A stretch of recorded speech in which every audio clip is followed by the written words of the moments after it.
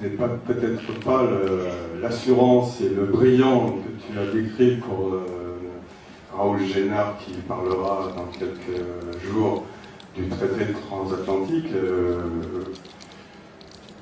Certains me connaissent peut-être de nom pour voir mon nom apparaître sur certains bulletins, mais peut-être on peut se poser la question, qu'est-ce qui a pu faire que Dominique Baudry s'intéresse à ce centre héliomarin, s'intéresse à ce sanatorium? Je vous dirais que c'est pur hasard. Pur hasard, parce que ça fait de nombreuses années que je viens à Banyuls, parce que je ne suis pas natif de Banyuls.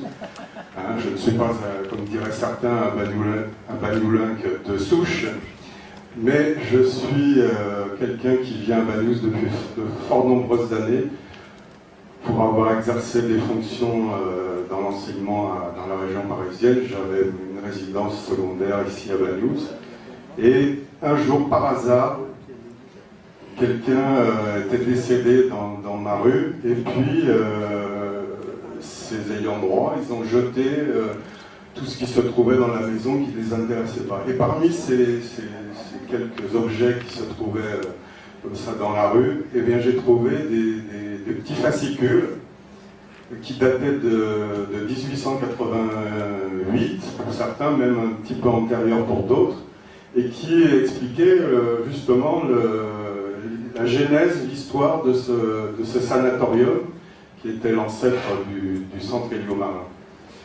Et puis, bon, à l'époque, j'avais mis ça de côté parce que je me disais, bon, c'est peut-être intéressant, je le lirai plus tard. Et puis, le plus tard a fait plus tard, et puis, c'est tombé un petit peu dans les oubliettes personnelles. Et puis,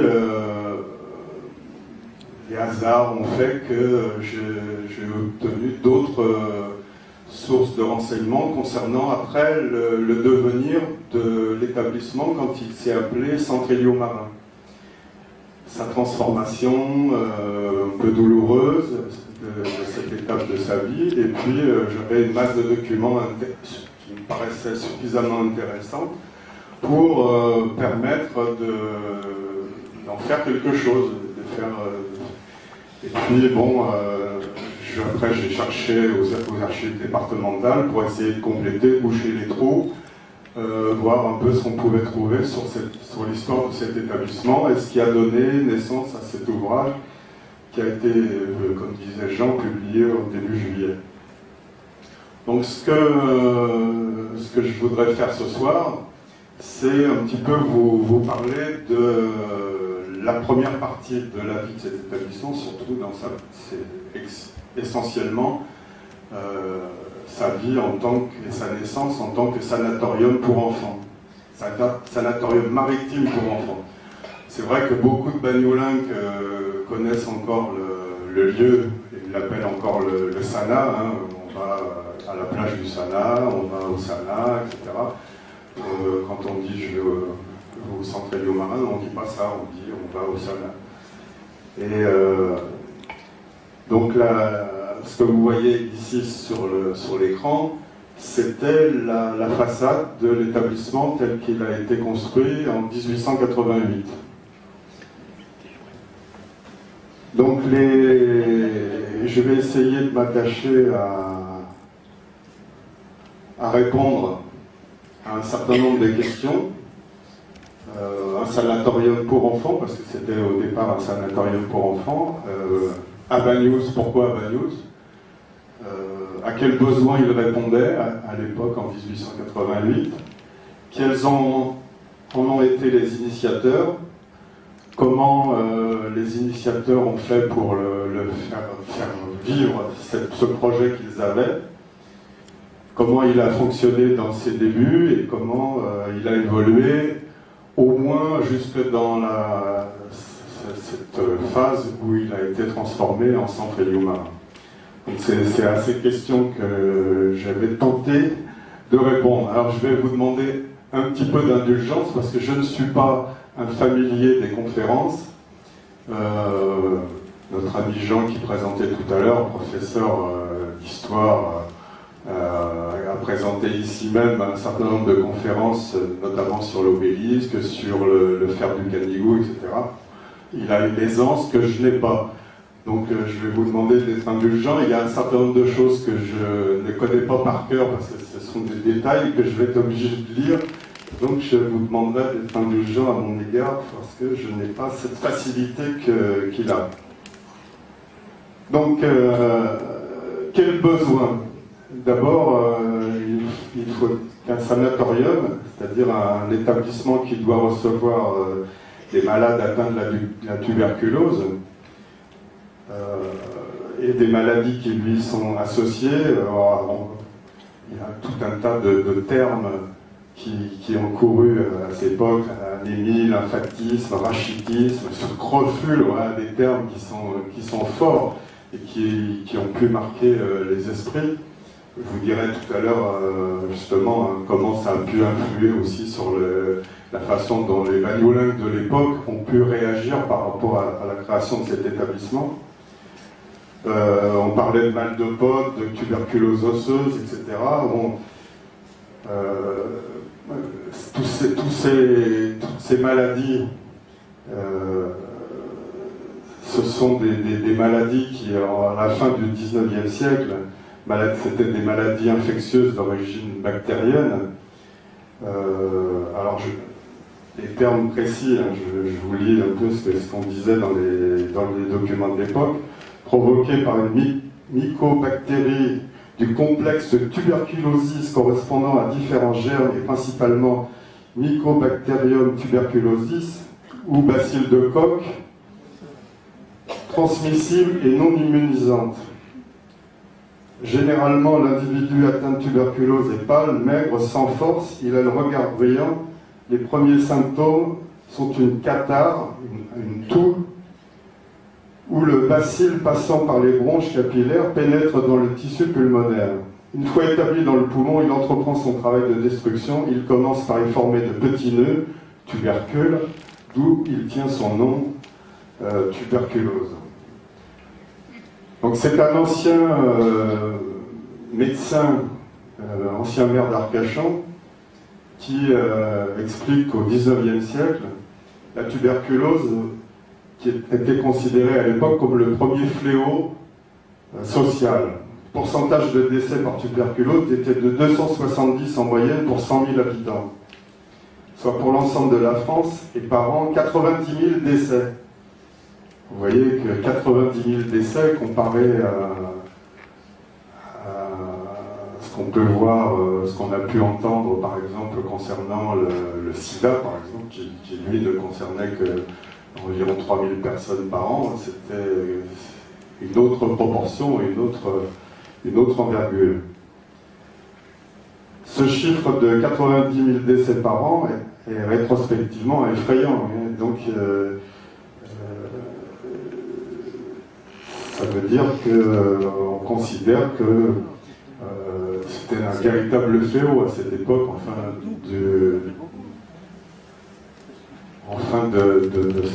de ce 19e siècle. La guerre de 1914-18 n'a pas épargné non plus, vu la promiscuité qu'il y avait dans les tranchées, cette guerre n'a pas épargné que la maladie se répande aussi de façon exponentielle.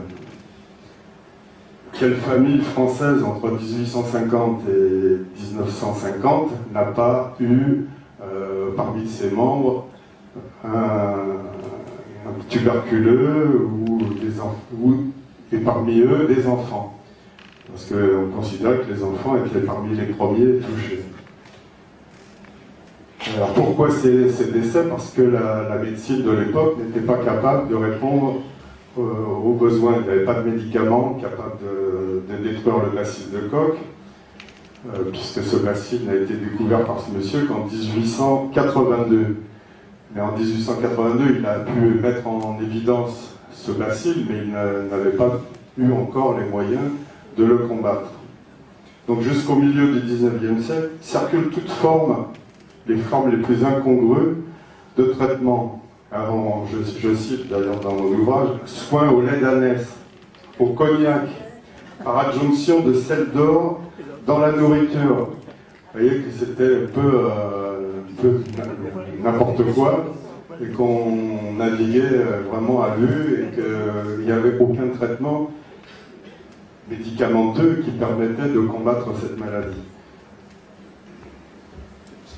C'est seulement à la fin, vers la deuxième partie du XIXe siècle, que on prend conscience que des cures d'air associées au repos et au soleil, qu'on peut essayer de faire régresser un tant soit peu la maladie.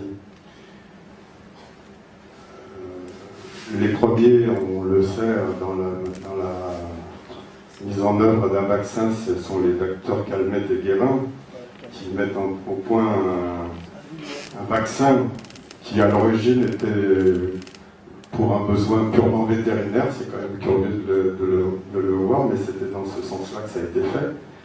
Il a été essayé sur des nouveau-nés en juillet 1921. Vous voyez, on est déjà largement au début du XXe siècle. Et la vaccination ne peut se développer qu'à partir de 1924 dans les dispensaires, les différents dispensaires. Et en 1927, Calmette publie une étude faite sur 21 200 enfants vaccinés qui conclut à l'efficacité du vaccin. Donc vous voyez qu'à la fin du XIXe siècle, la façon de combattre la maladie était quasiment inexistante, et seule existait l'idée que des cures d'air, des cures de repos, des cures de soleil, est venue se greffer là-dessus la cure d'air marin, qui a pu commencer à voir le jour.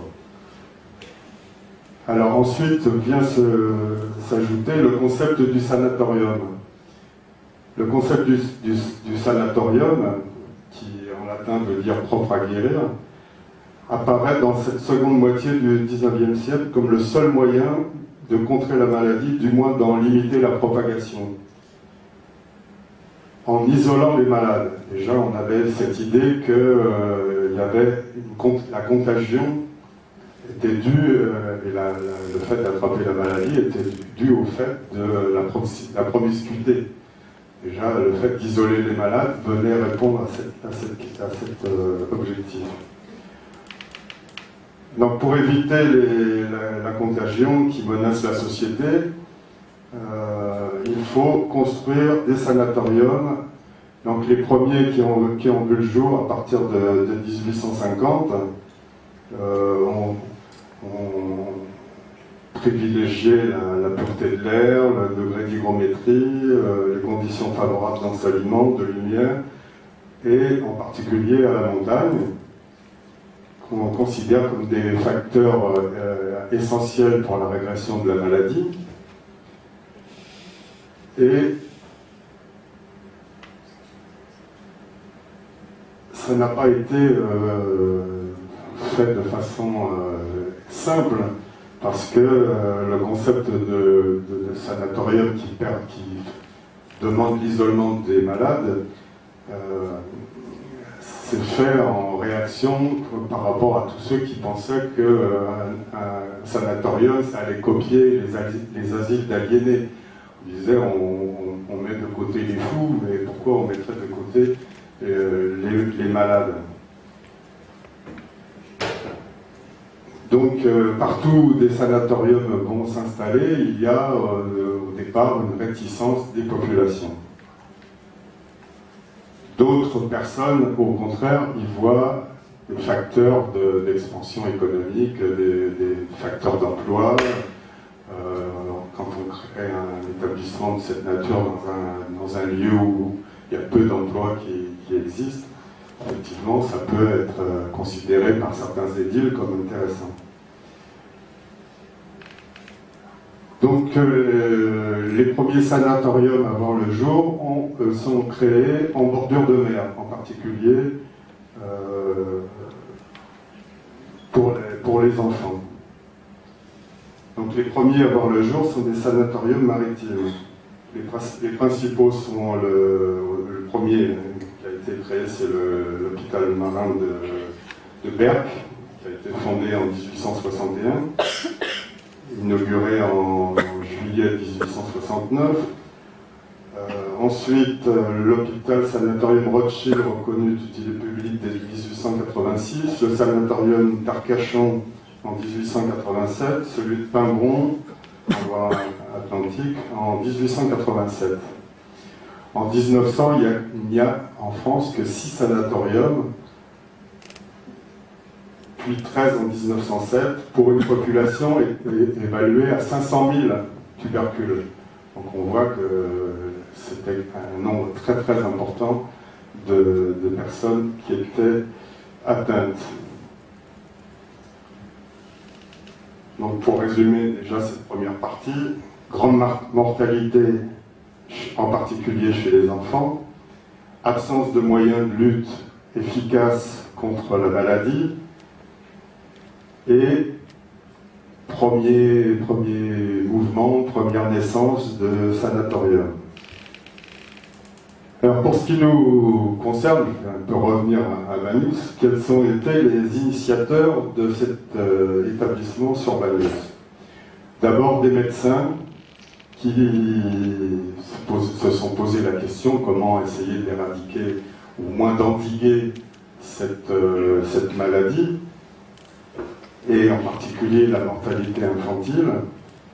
Et ils ont commencé à réfléchir à qu'est-ce qui pouvait être les facteurs les plus importants sur cette expansion très importante de la maladie, et certains en particulier ont déterminé que c'était les conditions d'hygiène de l'époque qui étaient les facteurs les plus importants pour l'expansion de cette maladie, et qu'il fallait commencer à donner une éducation à l'hygiène dans les familles, notamment auprès de jeunes femmes en milieu rural, qui à l'époque, il faut le rappeler, représentait quand même plus de 70% de la population.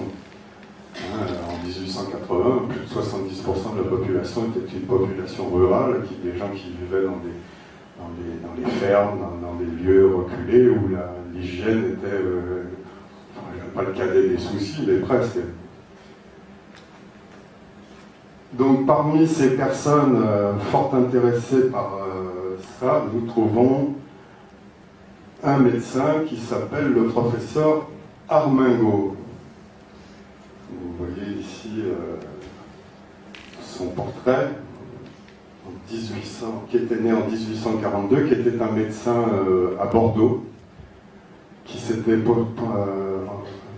posé un certain nombre de questions et qui voulait mettre en place une stratégie, non pas pour créer des sanatoriums, mais au départ pour essayer d'influer sur les questions d'hygiène.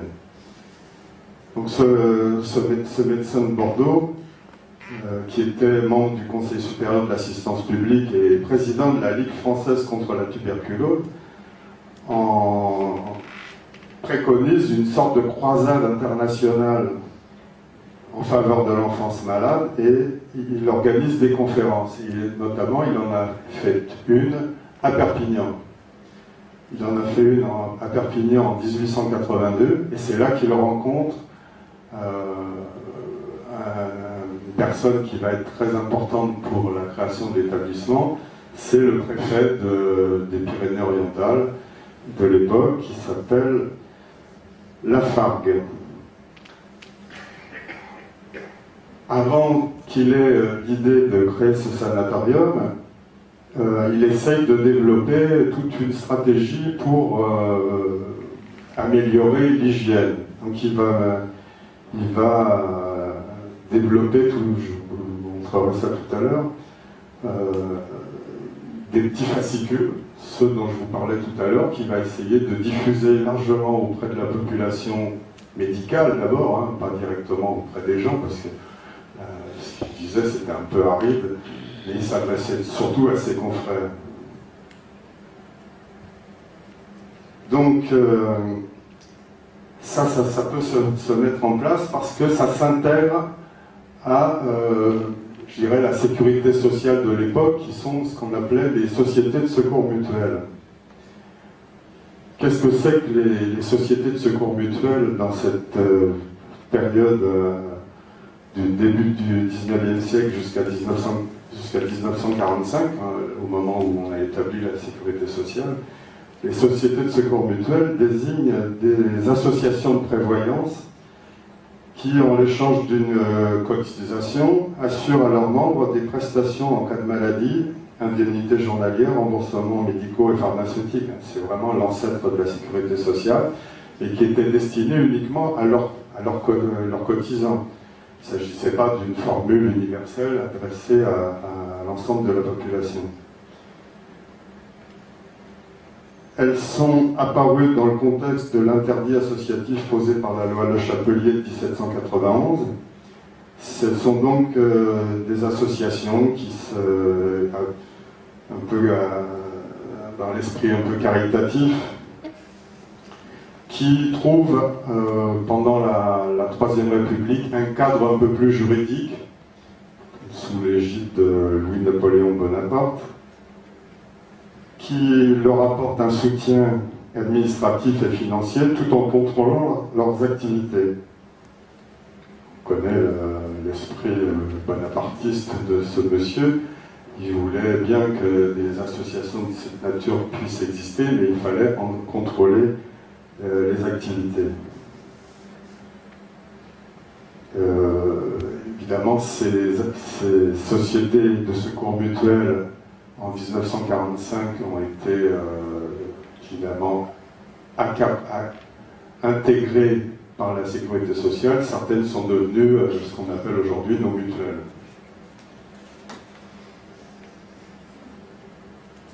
Vous avez, bon, c'est là, si ça veut bien marcher, ça marche, et quand ça veut, ça c'était trop beau, c'était trop beau, donc il faut, voilà. Donc vous avez là un exemple de ces fameux fascicules dont je vous parlais tout à l'heure, œuvre de l'enseignement populaire, de l'hygiène, des résidences maritimes gratuites, Société des secours mutuels. Exposé de l'œuvre, son but et moyens, par le docteur Armingaud, et c'est daté de 1886. Donc à travers ce petit fascicule, hein, c'est quelque chose, c'est pas très gros, pas très... il n'y a pas énormément de pages, mais à travers dans ce fascicule qui était destiné aux médecins et pharmaciens du département, il répandait en quelque sorte la bonne parole concernant en particulier l'hygiène.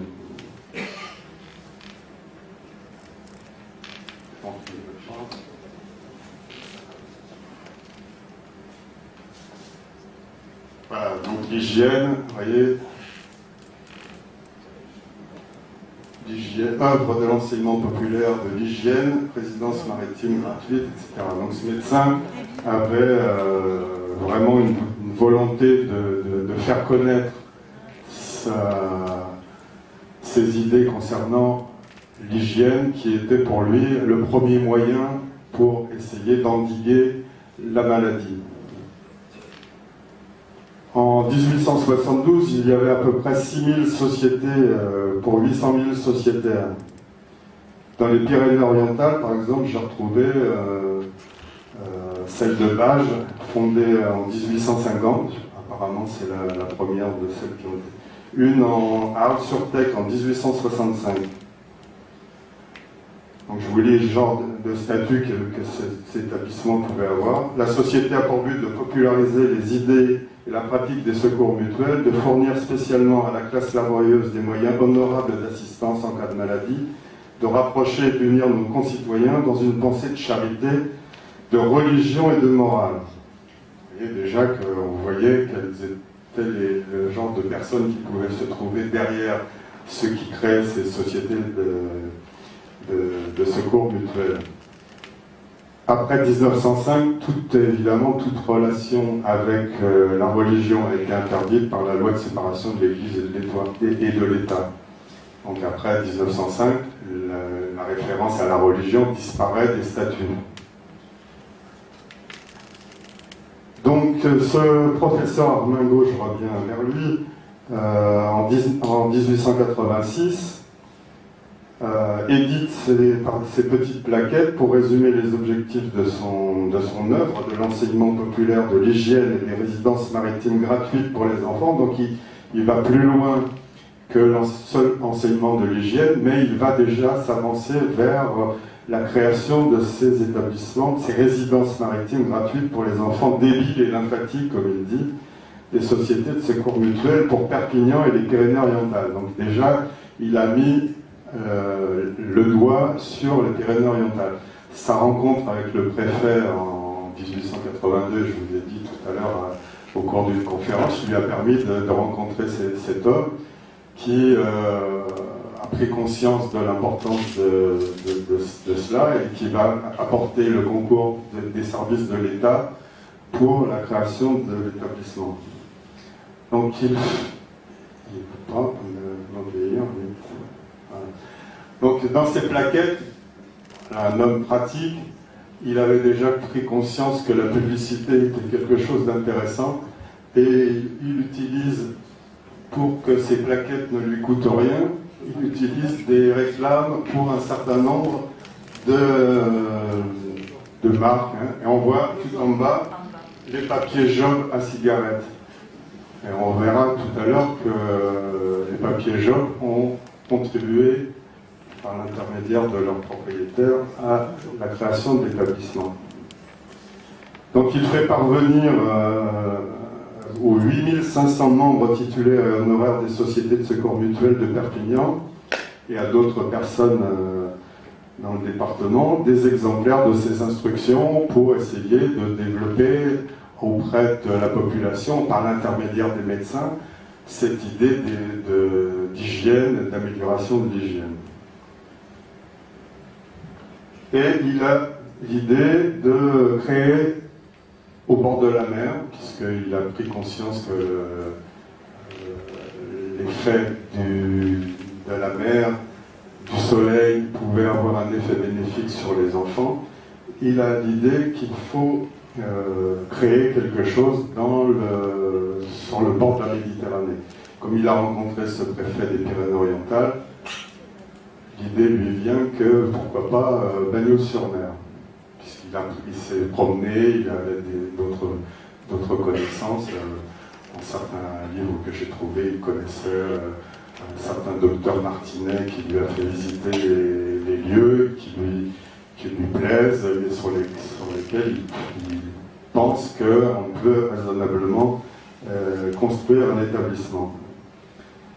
Donc il travaille sur les deux plans, se faire le propagandiste de l'hygiène d'un côté, et créer à Bagnols, comme il l'avait déjà fait à Arcachon, un établissement, un sanatorium maritime pour enfants. Il dit d'ailleurs, chacun connaît les heureux effets d'un séjour de quelques secours nouveaux pour le plus grand nombre, et ce qui devrait être connu de tous, c'est que les effets d'une courte résidence maritime ne donnent qu'une idée bien affaiblie de ceux qu'on obtient par un séjour prolongé pendant plusieurs mois, qui, de l'avis unanime des médecins de tous les pays, constitue le moyen le plus précieux et le plus efficace qui soit en notre possession pour régénérer les races. Merci. Étiolées par le milieu urbain et par les exigences de la vie industrielle, et pour prévenir le dépérissement qui menace les nouvelles générations. Donc c'est ce qu'il a exposé au cours de sa conférence en 1882 à Perpignan.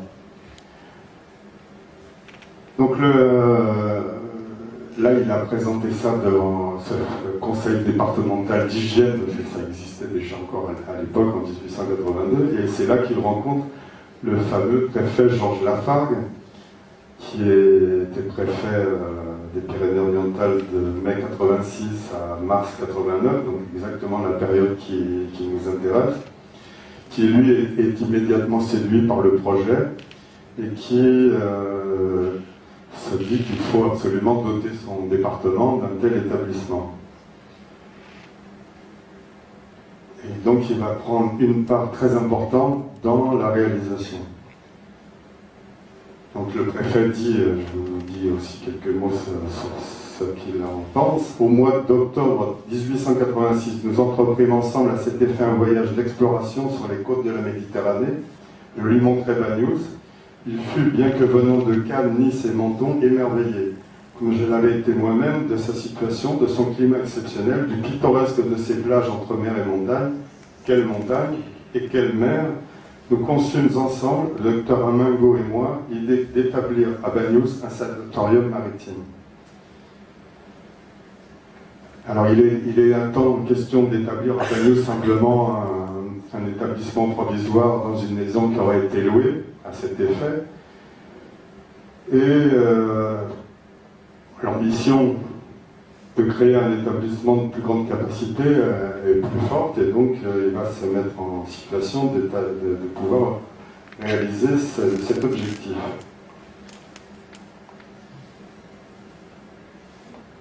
Donc le préfet dit il s'agit en effet de venir en aide aux familles des classes pauvres et des classes laborieuses qui n'ont pas, comme les familles riches, les moyens de louer des villas ou des chambres d'hôtel confortables sur les bords de la mer pour refaire la sortie de leurs enfants.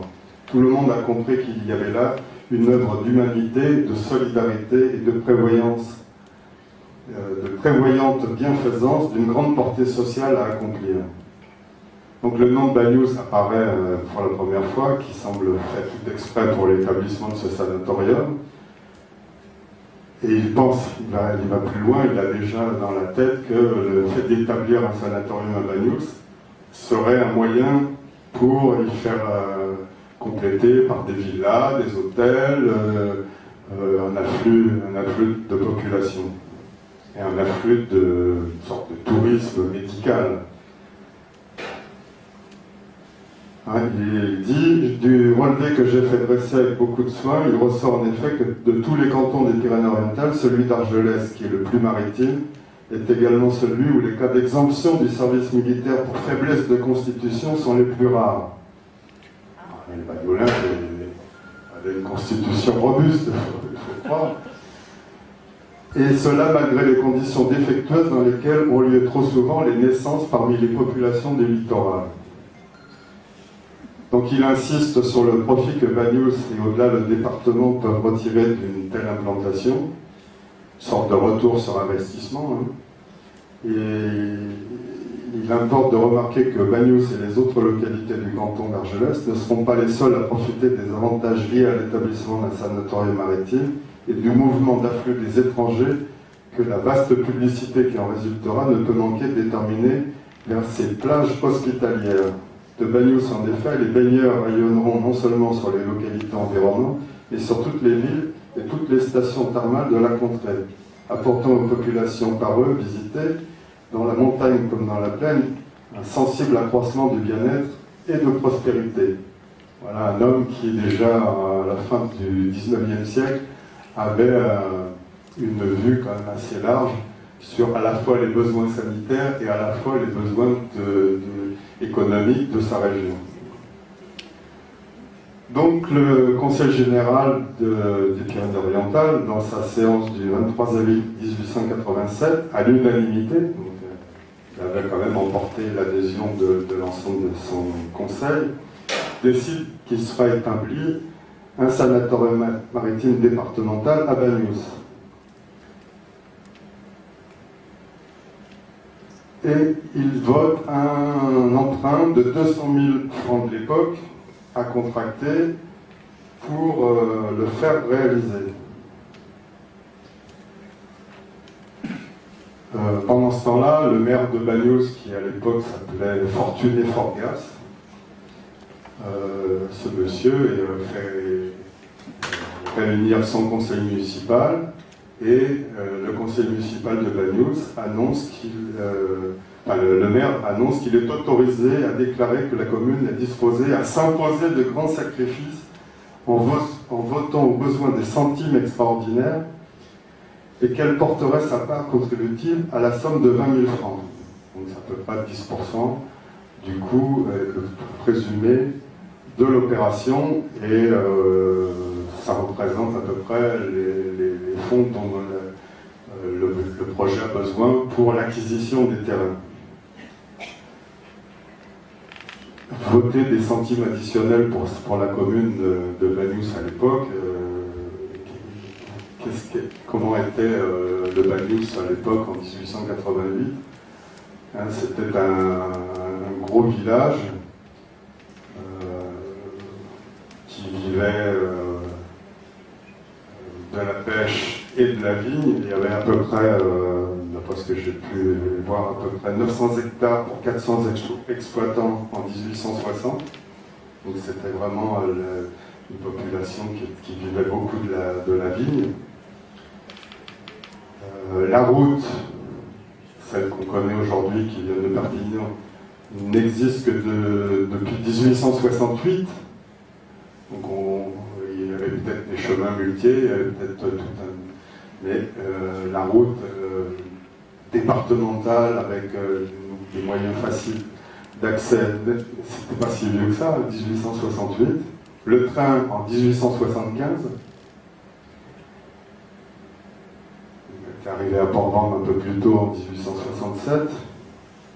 Et il reste sur la commune de Banyuls environ 2600 personnes, parce que 1888, c'est l'année où la commune s'est partagée entre Banyuls et Cerbère.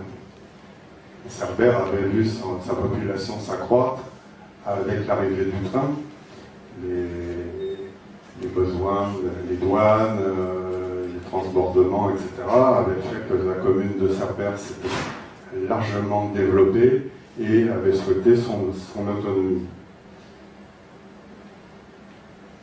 En dehors de cela, les activités, c'était l'usine de dynamite de Poly, hein, qui était installée depuis 1871, et le laboratoire Arago, qui lui datait de 1882. Donc l'implantation de ce sanatorium en 1888 va être une bonne réponse aux problèmes qui se trouvaient posés à Banyuls, notamment par l'arrivée du phylloxéra. On l'a vu lors de la conférence de notre ami Pierre Torres il y a quelques semaines, le phylloxéra, à partir des années 1882, avait porté un coup à la main-d'œuvre locale, et donc l'arrivée d'un établissement de cette nature pour proposer du travail était le bienvenu. Donc l'implantation de l'établissement. Voilà comment le préfet décrit en 1887 le lieu de la future implantation. À 1 kilomètre environ au nord du bourg, sur le chemin de grande communication numéro 5 de Port-Vendre à Banyuls, entouré de coteaux qui l'abritent complètement des vents du nord, du sud, de l'ouest, du nord-ouest, les plus fréquents et les plus à redouter dans la contrée, se trouve l'anse dite des Elmes, composée de 2 plages séparées l'une de l'autre par un promontoire qui s'avance dans la mer. C'est sur la plus éloignée et la plus petite vallée y aboutissant que le docteur Armingo et moi avons porté nos préférences pour l'établissement du sanatorium projeté. De l'avis de toutes les personnes compétentes que j'ai pu consulter, cet emplacement à proximité suffisante du bourg et cependant assez distant du gros des habitations de tout établissement incommode ou insalubre est on ne peut mieux situé à tous égards satisfaisant. Dans le sous-sol, on rencontre une nappe d'eau excellente et d'une absolue pureté. Toutes les conditions hygiéniques se trouvent réunies. En outre, il sera facile d'y construire des pavillons avec des expositions différentes. Les uns devant recevoir directement les brises de mer venant de l'est et un peu du sud-est et du nord-est, les autres mieux abrités derrière les rochers escarpés de la côte et des coteaux de la vallée. Donc,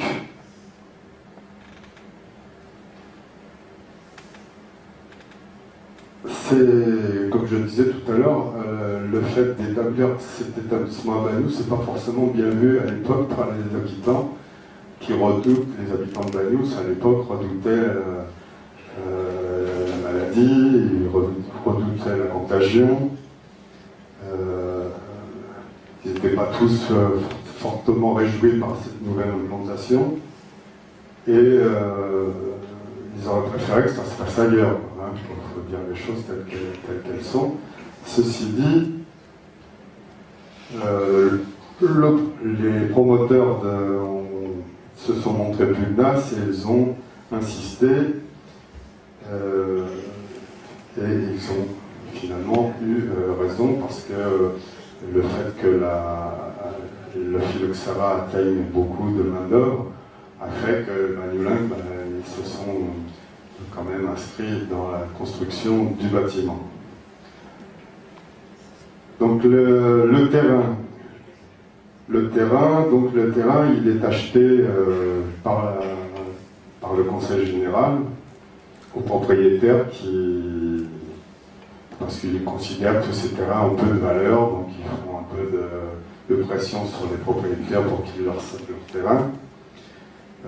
Certains sont disposés à céder à des conditions raisonnables, d'autres se sont montrés au contraire inflexibles, ils ne voulaient pas et il a fallu les exproprier. Voilà, donc le préfet dit il y a lieu d'espérer que, comprenant tous les avantages qu'ils doivent retirer d'un pareil établissement pour l'avenir de la station balnéaire, les Bagnolinck, c'est ça qu'ils les appelaient, ne feront aucune difficulté de livrer au prix qui leur sera offert les terrains dont ils n'ont que faire, et même que quelques-uns d'entre eux voudront, en les cédant gratuitement, s'associer à l'œuvre de bienfaisance et de philanthropie qu'il s'agit de réaliser. La philanthropie, y compris dans ce domaine, a quelques limites, et les propriétaires se feront quand même payer. Donc à l'époque, quand on voit si on voit un peu la proportion, que le projet devait coûter 200 000 francs de l'époque, les terrains valaient 0,50 francs le mètre carré. Donc ça relativise quand même les frais. Donc bon, là j'ai trouvé un certain nombre de personnes qui étaient propriétaires. Par exemple, j'ai vu Madame Rocaris, Madame Veuve Pi, les sœurs Cabot, Marguerite et Angélique, Madame Veuve Casademont, Monsieur Joseph Partridge et l'indivision Ferdinand Sagol, c'est Villarène. Et non bien Bagnolinck. 5 parcelles ont pu être acquises à l'amiable et l'administration a dû procéder à l'expropriation des 5 autres pour une superficie de 6801 m². Donc ça s'est fait, ça finit par se faire. Donc la construction. Le 27 août 1887, le Conseil général approuve les plans et devis du projet de construction dressé par l'architecte, un certain Joseph Carbas. C'est lui qui supervise la construction. Et l'adjudication est datée du 8 décembre 1887. Le coût de la construction, 236 482 francs de l'époque. Aujourd'hui, on dirait autour de 900 000 euros. Alors, à peu près la proportion. Alors, pour couvrir ces frais, il est fait appel à un certain nombre de donateurs, de généreux donateurs. Donc, c'est pas ça. Donc là, on voit la construction d'un sanatorium maritime à Bagnols, enquête administrative. Donc, ça, ce sont des documents des archives départementales qui montrent qu'il y a un arrêté prescrivant l'ouverture d'une enquête, on dirait aujourd'hui une enquête publique.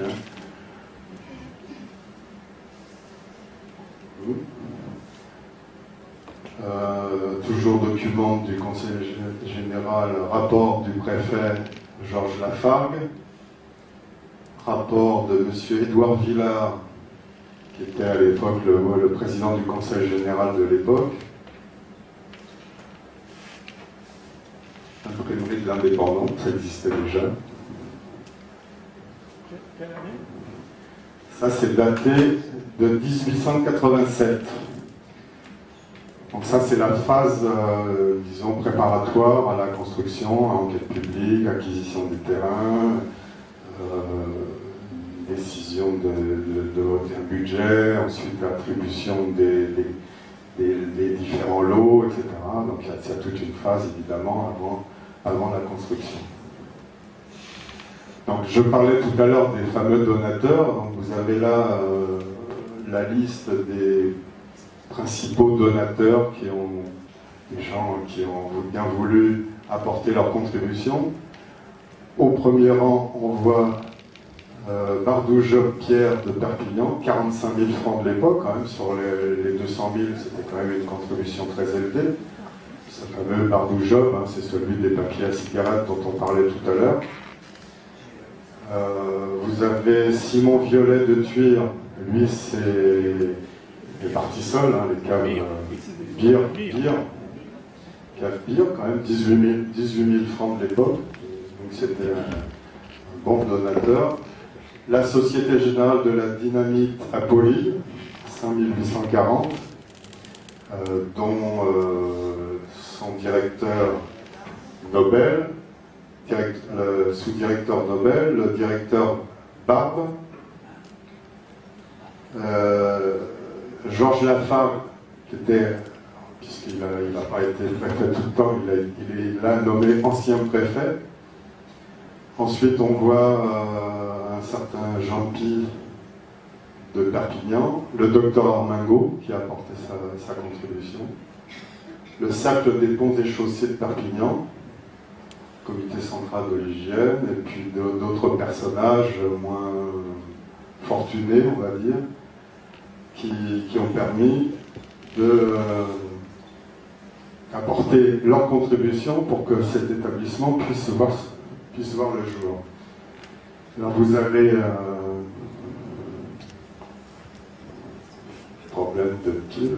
Lui c'est Bardou-Job, monsieur Cossu, bien établi, hein, avec sa petite chaîne de montre et tout. On voit que c'est un gros bourgeois de l'époque. Nous avons là Alfred Nobel, donc celui de la dynamiterie. Alors lui, c'est un personnage, c'est celui qui était mentionné tout à l'heure dans le Cercle des ponts et chaussées, qui s'appelle Nestor de Casamajor, qui donne que 584 francs, il est quand même plus modeste, lui, il est moins fortuné. Il y a un certain Fourcade Ablard, mosaïste à Perpignan, qui fait donc d'une mosaïque estimée à 2000 francs. Et pour sa part, l'œuvre nationale des hôpitaux marins assure l'équipement des locaux. Une fois qu'ils sont construits, les locaux, évidemment, doivent être pourvus en matériel, des lits, toutes sortes de choses. Donc c'est l'œuvre qui en assure les coûts. L'adjudication totale datait de décembre 1887 et il aura fallu que quelques mois pour construire, puisque les bâtiments seront inaugurés en octobre 1888. Donc les bâtiments, quelques mots sur les bâtiments. Les bâtiments ont leur axe dirigé dans le même sens que la vallée. Ils sont protégés au nord, à l'ouest et au midi par les collines qui la limitent, et ils auront directement et en plein le vent du large. Je vais passer les détails. Les bâtiments sont construits pour 200 enfants, 100 garçons et 100 filles, et de telle façon que chacun disposa de 20 mètres cubes d'air. Donc c'est assez haut de plafond, de façon à ce que chacun ait 20 mètres cubes. La hauteur des étages devant être de 4 mètres sous plafond, il en résulte que chacun d'eux disposerait de 5 mètres carrés de superficie. Tout était déjà quand même très précis. Ces quantités suffisantes pour des adultes le sont assurément pour bien plus encore lorsqu'il s'agit d'enfants en bas âge et qui du reste passeront le moins de temps possible dans l'intérieur de la maison. Ça, c'est ce qui était prévu au départ, donc de faire séjourner un temps assez bref. Le sanatorium est composé de 4 corps de bâtisse, 2 plus longs sont parallèles l'un à l'autre et reliés à leurs extrémités est et ouest par des bâtiments moins considérables. Il circonscrit ainsi une très grande cour centrale rectangulaire dans laquelle l'air circule très largement. Chacun des deux grands corps de bâtisse ou ailes se divise en 3 pavillons à peu près complètement isolés.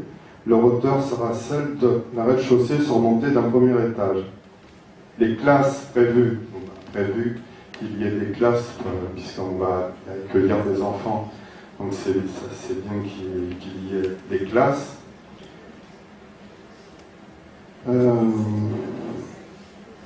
Où est-ce que j'en suis? De nombreuses couvertures aménagées suivant les besoins auxquels elles devront satisfaire sont distribuées sur tous les côtés de l'établissement.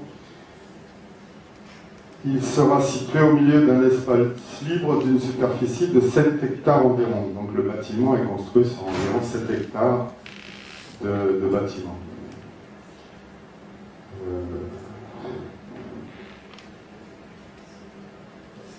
Un peu tôt. Bon, je vous passe sur les mensurations des bâtiments parce que ça a un intérêt exceptionnel. Si on veut, on peut le retrouver dans l'ouvrage. Donc l'inauguration, le bâtiment est inauguré le dimanche 7 octobre 1888 par le préfet Lafargue en présence de nombreuses personnalités. Alors vous avez là un pavillon qui était envoyé aux personnes qui étaient susceptibles d'être présentes le jour de l'inauguration, en leur demandant de bien vouloir apporter une réponse. Donc on trouve le maire, évidemment, le fameux Fortuné de Forgas, maire de Banyuls, son conseil municipal, le monde médical avec le docteur Armingo, le docteur Rochard au nom de l'œuvre des hôpitaux marins, Jean Monod, le directeur de l'assistance publique, Édouard Villard, député, nouveau président du Conseil général, Alfred Sauvy, on connaît un peu le nom dans le département, conseiller général aussi, les maires de Perpignan, d'Elle, de Collioure, de Port-Vendre, de Cerbère, etc. De nombreuses personnalités politiques qu'on peut trouver quand on fait une inauguration d'un établissement de cette importance.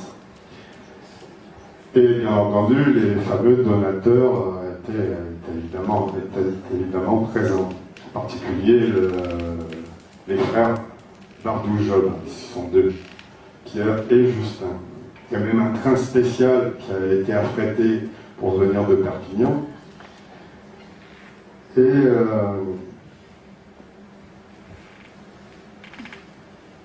il y en a un qui envoie au préfet une lettre que j'ai retrouvée de félicitations bien méritées d'avoir mené à bien une entreprise aussi patriotique et aussi humanitaire.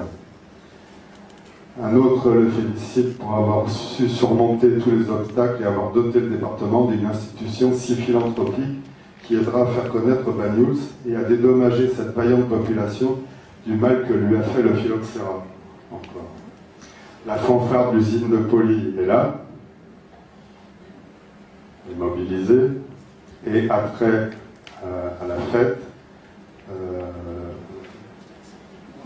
une visite du site, mais par la mer, est proposée à bord d'un paquebot qui est mis à disposition à partir de Port-Vendre. Et évidemment, il y a un banquet qui clôture la festivité.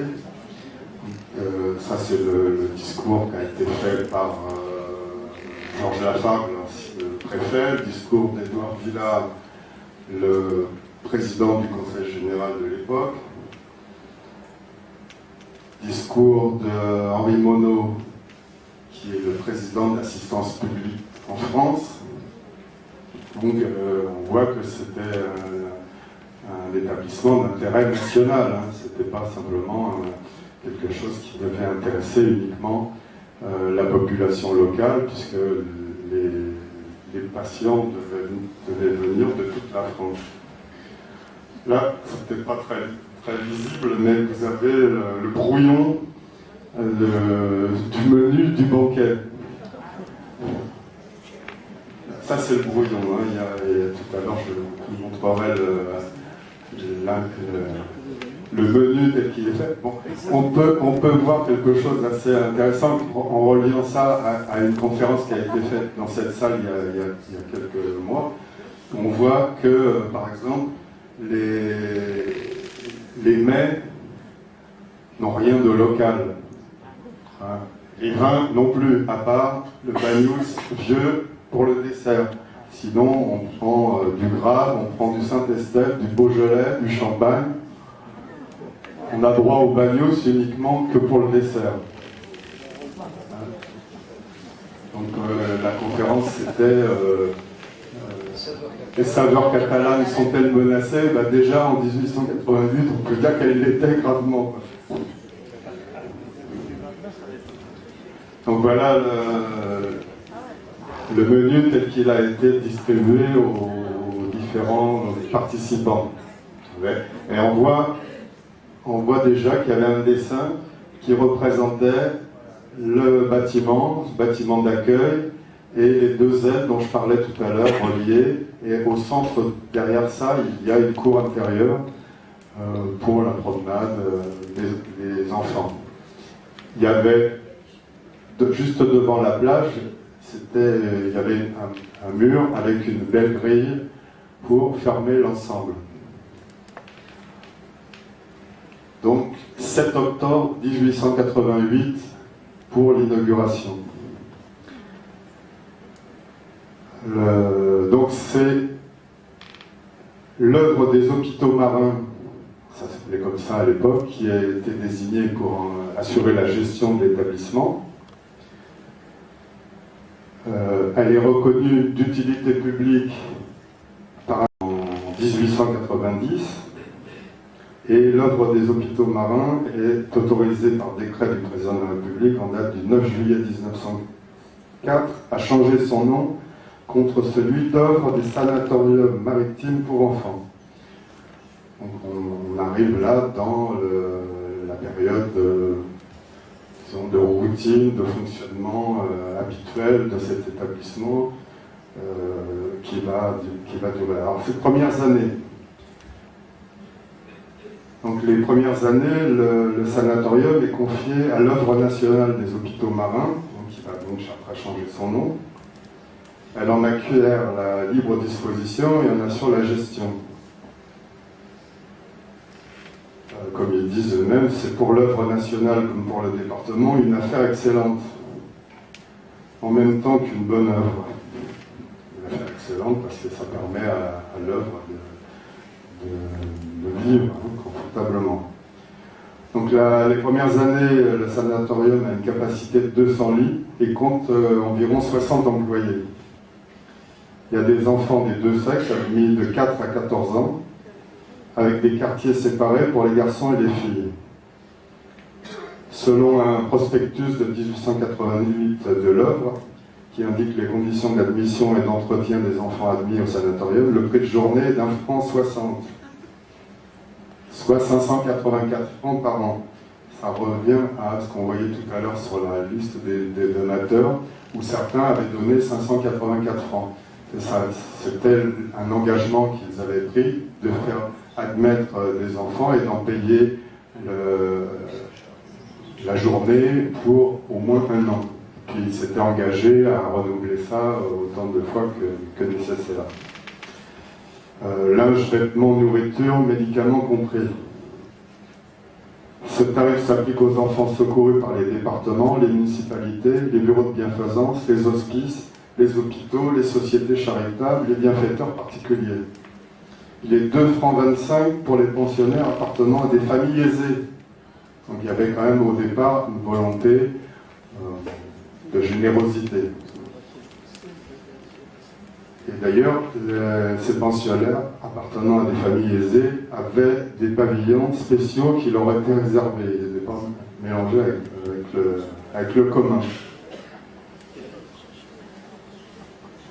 Banyuls, pour sa part, la ville de Banyuls, s'était engagée par délibération du conseil municipal du 15 janvier 1888 à affecter pour l'entretien d'enfants de la commune au sanatorium la plus-value de l'octroi produite par les augmentations et les additions de taxes votées par délibération de ce jour Moyennant cette allocation, la commune aura le droit d'entretenir au sanatorium un nombre d'enfants qui sera déterminé ultérieurement lorsque les prix de séjour des enfants dans l'établissement auront été fixés.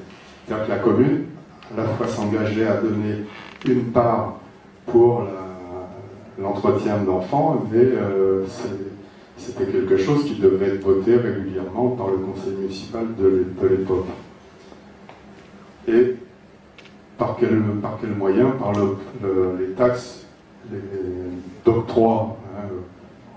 Et ça remonte quand même à cette idée que pour faire entrer des valeurs dans une commune, il fallait payer un droit d'octroi, donc une sorte de taxe à l'entrée des marchandises. Ça nous rappelle aussi la République contrebandière de Glanus, qui elle essayait justement de ne pas payer ces fameux droits en faisant circuler les marchandises par d'autres circuits. Il y avait même la compagnie des chemins de fer à l'époque qui accordait une réduction de moitié sur le prix des places pour les enfants indigents envoyés au sanatorium, ainsi que pour leurs conducteurs, ceux qui les accompagnaient. Donc, je vous passe sur le trousseau.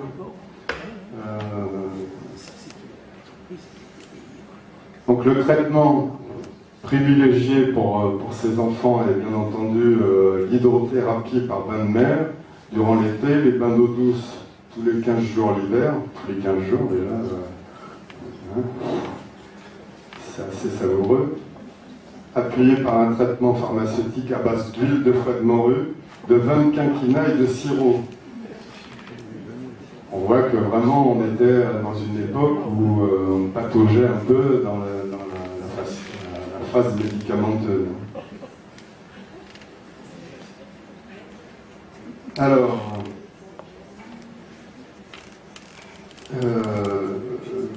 un rapport de mai 1906, j'avance un peu dans le temps, dit que l'assistance publique a plus que doublé le chiffre d'enfants qu'elle confie, 158 en 1904, 352 en 1905. Donc on a quand même pas mal progressé. L'assistance publique s'applique à n'envoyer dans nos sanatoriums que des enfants que le climat marin peut avantageusement modifier. Son choix ne se porte que sur des enfants anémiés, rachitiques ou prétuberculeux, réservant à Berck les cas chirurgicaux. Il est plus réservé sur le cas des enfants que les assistances départementales lui envoient. Les directeurs des établissements se plaignent de voir arriver des enfants atteints. Alors je vous passe les maladies parce que c'est bon, pas très sympathique pour eux. Et il rappelle que le sanatorium n'est pas un hôpital et encore moins un hôpital d'incurables. Donc la volonté d'essayer de n'avoir pour patients que des enfants susceptibles d'être sauvés par ceux qui étaient déjà incurables ou que les soins apportés ici n'avaient aucune chance d'amélioration. Donc ce n'est pas la qualité, c'est la quantité qui fait défaut. Dans les années de sécheresse, comme les années 1904 et 1905, la quantité d'eau qui arrose le sol est insuffisante pour alimenter la nappe souterraine, qui donne l'eau au puits, de sorte que l'été dernier en particulier, il était presque impossible de pourvoir à tous les besoins de l'établissement. Il se montre déjà, alors on est déjà en 1906, et le rapport montre qu'il est réservé sur l'avenir du sanatorium. Déjà, à peine quelques années après sa mise en route, il est déjà menacé par le nombre d'enfants qui viennent, tant du point de vue de l'entretien des bâtiments pour lesquels il estime que les fondateurs n'ont pas réclamé les conditions de solidité et de résistance qu'exigeait une œuvre destinée à durer, et des habitations exposées aux intempéries du voisinage de la mer. Que des souscriptions. L'assistance publique, gros pourvoyeur d'enfants, donc montre quelques inquiétudes quant à cet avenir.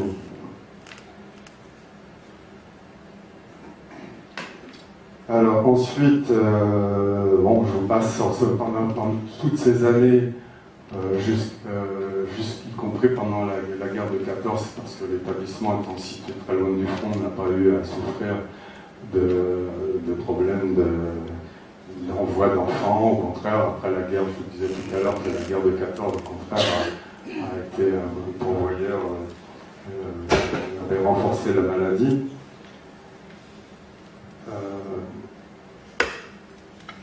Donc tout ça, ça montre que pendant toutes ces années, le centre, enfin le sanatorium, a vécu, disons, de manière routinière avec cette ambition de soigner les enfants.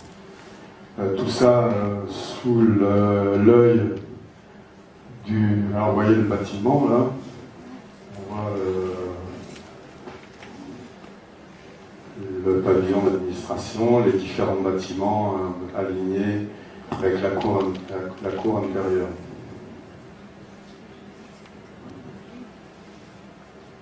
Ça, c'est un des premiers rapports sur l'activité qui datait de 1906.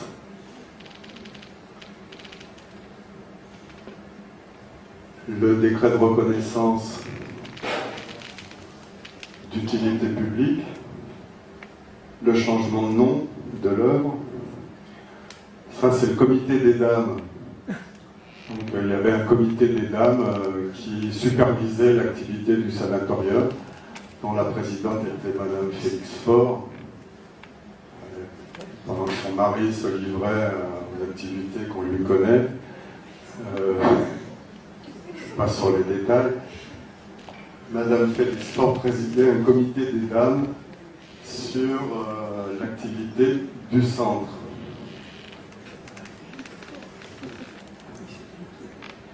Voilà un bulletin médical. C'était une sorte de fiche qui était établie pour chaque enfant qui fréquentait le sanatorium et qui décrivait sa situation et le profit éventuel qu'il pouvait tirer de son séjour. Là, nous arrivons à... J'ai été un peu vite. Les premiers résultats thérapeutiques sur le rapport dont je parlais tout à l'heure, il parlait en 1905 de 418 enfants traités et 187 qui restaient au 31 décembre étaient encore en traitement. Ça veut dire que les enfants ne faisaient pas des séjours ad vitam aeternam. Au départ, c'était des séjours relativement courts, puisqu'ils étaient financés par les différentes administrations qui les envoyaient. 187 enfants, il dit que c'est le chiffre le plus élevé atteint depuis la fondation,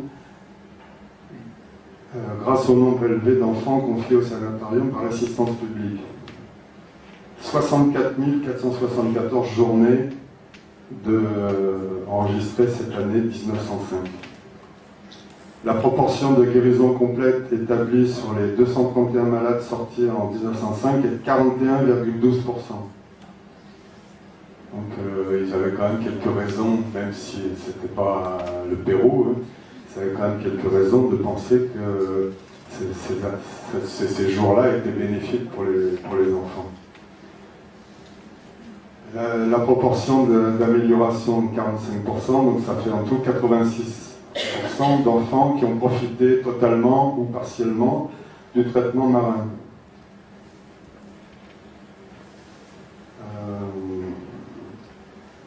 On dénote dans cette période-là que 4 décès. C'est relativement peu par rapport à l'état dans lequel ces enfants étaient arrivés dans l'établissement.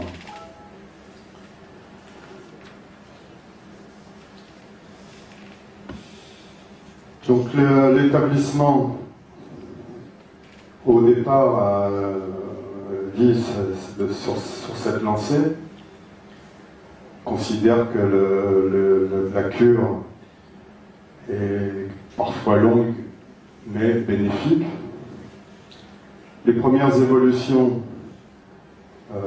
dépendent de l'évolution aussi du cadre législatif qui encadre ces traitements. notamment pour répondre à l'aggravation du nombre de malades pendant et les suites de la guerre de 1914. Il y a une loi dite Honorat du 7 décembre 1919.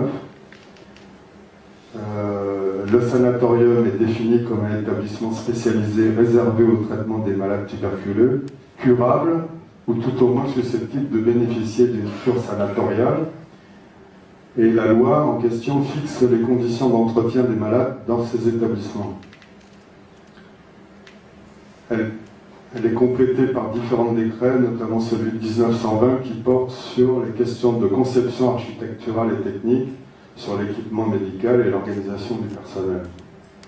Ensuite, il y a une loi du 5 avril 1928 qui porte sur la création des assurances sociales. Donc qui va être un pas supplémentaire vers la sécurité sociale de 1945. Va apporter un changement dans le mode de gestion des établissements liés aux sociétés de secours mutuels, en ce sens que ces établissements verront leur sort lié aux décisions des nouveaux offices des assurances sociales et de leur caisse primaire départementale. Donc là, on avance vers les caisses primaires départementales de la sécurité sociale. Donc les prestations maintenant ne seront plus réservées aux seuls membres des sociétés de secours mutuels, mais elles sont ouvertes à l'ensemble des travailleurs qui rentrent dans le cadre de ces nouvelles lois sur les assurances sociales. De quelques dizaines de milliers de personnes, maintenant on a un potentiel, entre guillemets, de 500 000 assurés. On évalue, d'après les statistiques établies par le ministère du Travail, à 5 millions d'hommes et 3 millions de femmes, soit ensemble 8 millions de travailleurs, le nombre des assurés obligatoires. Donc les possibilités d'accueil d'enfants sont multipliées à partir de ces nouvelles lois. Donc pendant 40 ans, hein, je passe sur les détails parce que c'est pas forcément très intéressant, mais donc l'établissement, le sanatorium, va vivre comme ça jusqu'à la guerre de 39. Pendant la guerre de 39, vous avez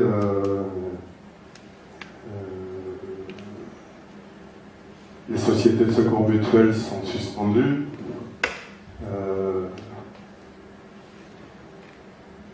Les enfants qui se trouvaient dans un autre sanatorium sur l'Atlantique à Saint-Trojan sont rapatriés à Banyuls, qui va augmenter considérablement le nombre des enfants qui s'y trouvent.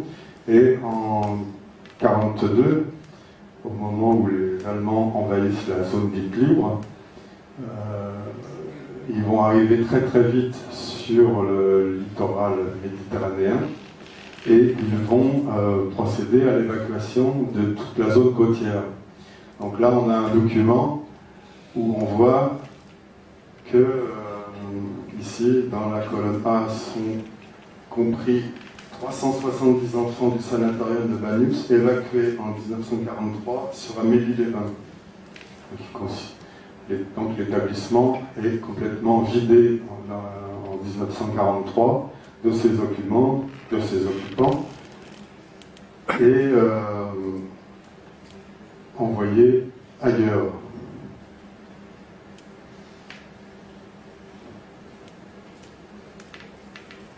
Ensuite,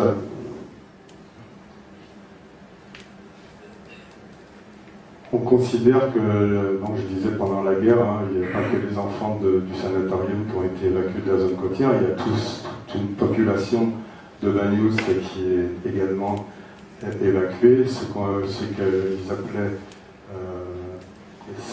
les inutiles. Hein, c'était écrit textuellement sur les documents de l'époque, considérés comme inutiles toutes les personnes qui n'étaient pas utiles à la vie économique ou à l'administration locale, donc femmes, enfants de moins de 14 ans, tous les gens qui, pour une raison ou une autre, ne pouvaient pas avoir une raison valable pour rester à Banyuls. Voilà. Ensuite, après la guerre, une ordonnance d'octobre 1945, c'est les fameuses lois sur la sécurité sociale, fixe un nouveau cadre législatif.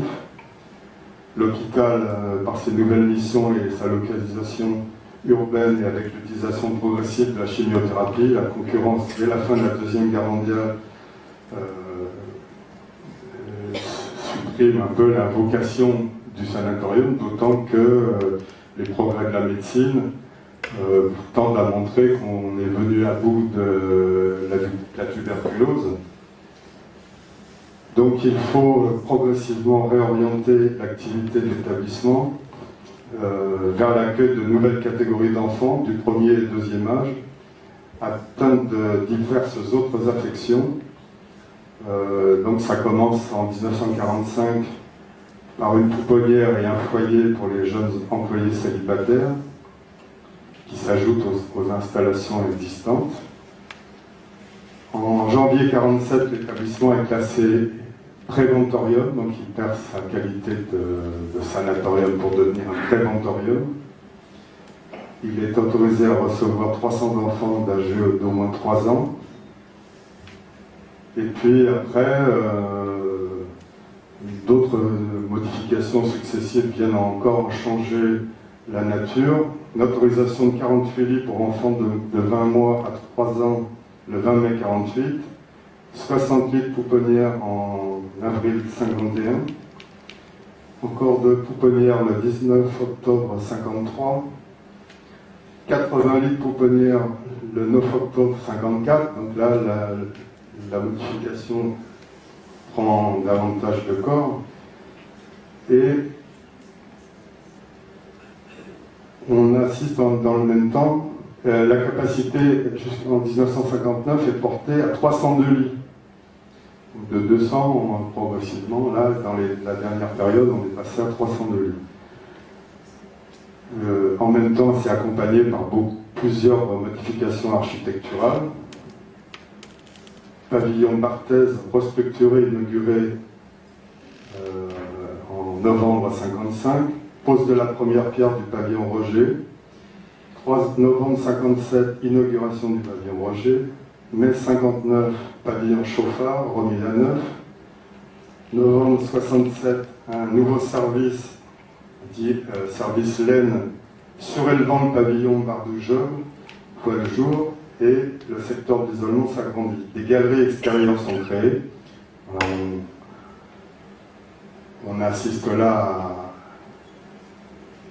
l'évolution, un bouleversement de cet établissement de sanatorium qui n'en est plus un, évidemment, puisque de sanatorium il est passé en préventorium.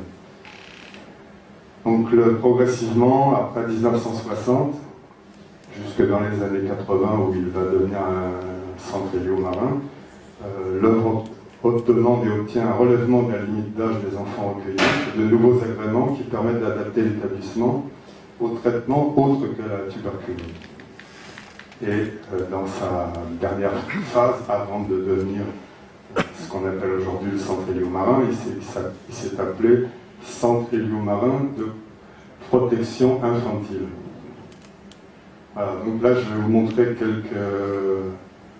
quelques vues de l'établissement. Là c'est une vue aérienne, on voit l'ensemble des bâtiments, j'espère que c'est suffisamment clair. Là encore une autre vue aérienne. On voit bien la plage, hein, le bâtiment d'accueil, la cour intérieure. Et après, ça c'est les divers bâtiments de lingerie, de cuisine et autres annexes. Le pavillon d'accueil qu'on a vu tout à l'heure. Encore le pavillon d'administration. Là, avec un certain nombre de membres du personnel et des enfants au pied, avec du beau monde au balcon. Alors là, c'est diverses vues du nord, du sud, de l'est, de l'ouest, etc. Enfin, on voit on voit bien la façon dont l'établissement est organisé avec 2 ailes et des bâtiments séparés. Donc ça c'est dans ces premières années.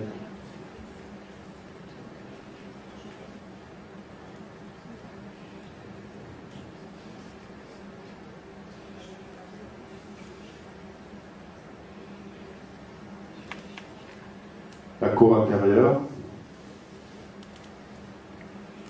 la grille, les enfants, on voit qu'ils étaient, au départ je disais au point de vue du trousseau que chacun venait un peu comme il était habillé. Là, dans les années qui ont suivi assez vite, le trousseau était imposé et ils étaient tous habillés d'une sorte d'uniforme.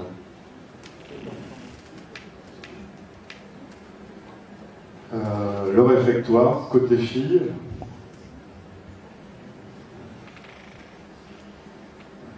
l'infirmerie,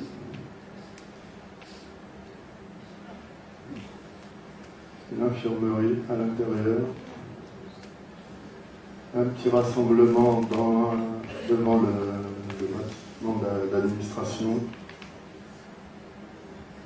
la cure à l'extérieur,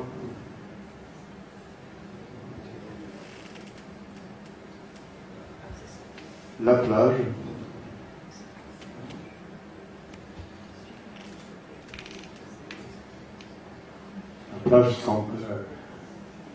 qu'on appelle toujours, nous, quand on dit on va à la plage du Sana, hein, c'est bien, ça repose quand même sur quelque chose.